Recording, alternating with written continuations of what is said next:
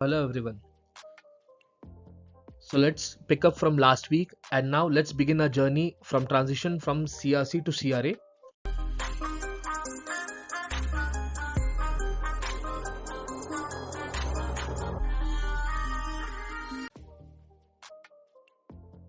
So last week we saw that how to do the transition, what are the required action along with the necessary skill set. In this particular week, we are going to look at the interview preparation, experience utilization, as well as how to progress in the CRA career. Let's start. Now that we know what are the requirements, let us understand how do we prepare for the CRA interview.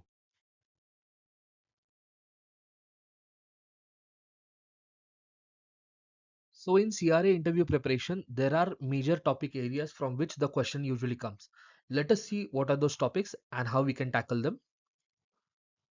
So first and foremost, being a CRA for monitoring, you would require the understanding of good clinical practices.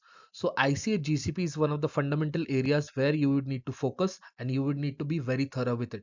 So make sure that you download the PDF of ICH GCP. Make sure you read E6R8 and you're very well thorough with it. The next set of areas would be the guidelines. Now these guidelines are the regulatory guidelines for your particular country. Make sure you understand them, that what are the guidelines to conduct clinical trial in particular your country, and that area is covered when it comes to the regulatory compliance. Okay, so make sure you're thorough with the guidelines also. The next key areas is types of monitoring visit. So again, as I told you last week that I'll leave link in the description. There are four major types of monitoring visits, such as the SIV, site initiation visit, the routine monitoring visit, the closeout visit, the site selection visit. So these types of visit you need to be thorough of. If I ask you that, for example, you're a CRA, tell me what happens in a closeout visit.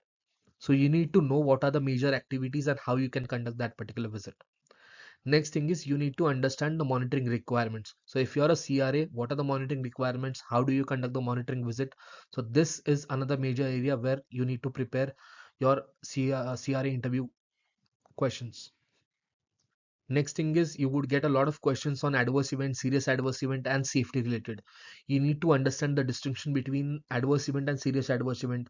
You need to understand that what are the timelines of SAE reporting, where do we report SAEs, then what is Sugam portal requirement. Again, I've made detailed video on this topic. Make sure that you check the videos and get yourself acquainted with the safety requirements.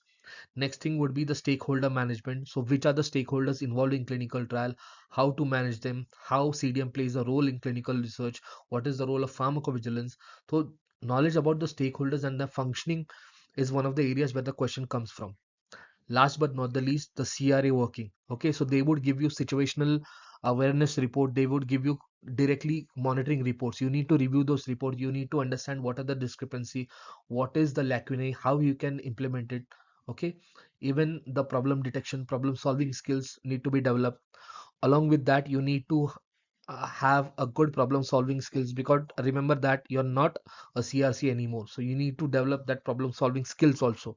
So these are the major parts or major topics from which the CRA interview preparation has to be done and from where the interview question would come. Again, I've prepared CRA interview questions, and that link I would give in the description. Make sure that you watch that detailed video and you would understand what are the questions and how you should give your answers to. So make sure you check that particular videos.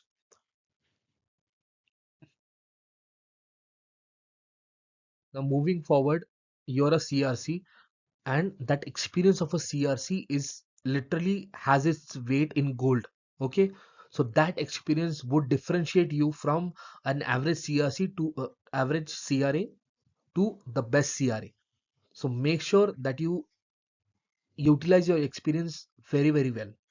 Let us see how you can do that. So the first thing is patient management. So as a CRC, you have worked with patient, you have managed the patient. So you would be very well equipped with critical insight how to conduct the clinical trial, and this will help you essentially the problem solving ability, the site management ability as a CRA. It will give you critical insight that how does a CRC mindset work, how I can guide this CRC to solve this problem. Okay, so patient management would be a major area which would help you as a CRC to solve multiple problems when you conduct the clinical trial. Next thing is trial conduct. So as CRC, you have observed all the processes of the trial, right from the screening process, the enrollment process, the dosing process. Okay, so you would have first-hand experience of the trial conduct, and you would also know the specific know-how. So it becomes your job as a CRA easier when you know how the trial is conducted as a CRC.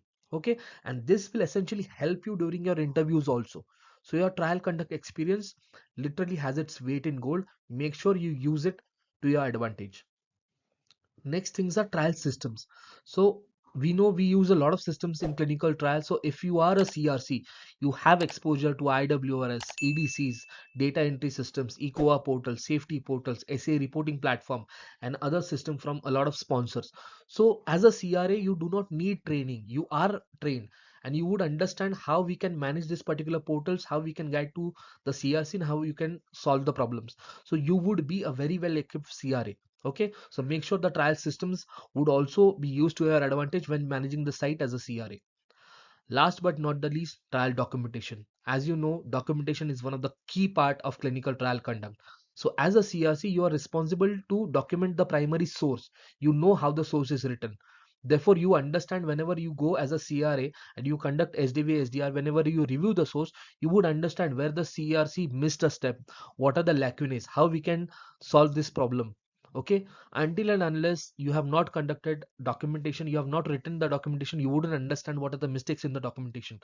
So being a CRC, you would have excellent documentation skills, and this would help you in evaluating the patient eligibility, the protocol compliance during the clinical trial, and conducting the monitoring visit as a whole. Okay, so if you see the major areas of patient management, trial conduct, trial system, and documentation, it is the fundamental pillars of a great CRA. Okay, so make sure that you get a good experience as a CRA, as a CRC, and it would definitely make you a better CRA.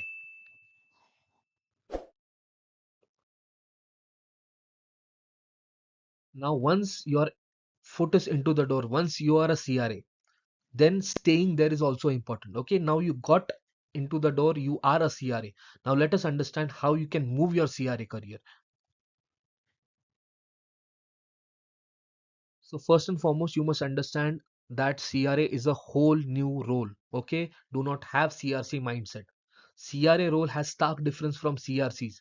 You are not at a site anymore. You have multiple site, multiple studies. Make sure that you are comfortable with the new role. Next thing is challenges. Okay, so CRA on a daily basis faces a lot of challenges. So you need to have that resilience in you. Okay, you need to flourish and combat those challenges. Next thing is, as I've said, travel. Travel is one of the major part, and you would be frequently traveling. Okay, that is the intrinsic part of your role. During your interviews itself, they'll tell you that you have to travel 15 to 20 days or 10 to 15 days every month. So you have to be very well comfortable with traveling, and you have to understand that it will take a toll on your body and your mind. So you have to take that account whenever you go from a CRC to CRA role. Okay, next thing is the career, the skill enhancement, sorry. So whenever you are a CRC, you're subjected to diverse therapeutic areas. Okay, but whenever you're CRA, you would understand multiple areas. Okay, you would understand multiple trials, you would develop a lot of skills, and that is an ongoing learning process. So your skill enhancement would take care of itself.